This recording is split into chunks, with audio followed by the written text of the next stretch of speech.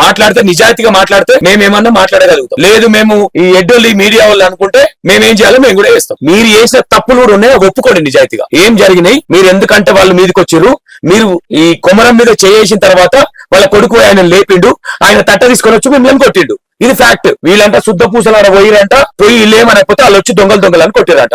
ఎవరైనా నమ్ముతాడా మీరు మాట్లాడేది? టీ షాప్ నుంచే వేరే ఇంకెన్నుంచే వేరే.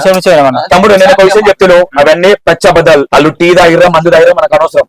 అక్కడేం జరిగింది? అక్కడికి పోయిన తర్వాత మనోడు కోపం ఉంది, అన్నాడన్న కోపం ఉంది, అది నేను యాక్సెప్ట్ చేస్తా. వీళ్ళు లూజ్ టాక్ మాట్లాడారు, అక్కడ ఒక్కడే ఉన్నాడు, వాళ్ళన్న ఇంట్లో పండుకున్నారంట. వాళ్ళు ఆల్రెడీ మీరు విన్నారు కదా చెప్పింది. నేను ఏమంటున్నా, మీరు ఫ్యాక్ట్ చెప్తే ఉంటది. మొత్తం వాళ్ళే, వీళ్ళు ఏం చేయలే. వీళ్ళు ఇట్లా చైలు కట్టుకొని కూర్చుంటే వాళ్ళు వచ్చి ఇలా కొట్టినట్టు మ్యానిపులేషన్ చేస్తున్నారు.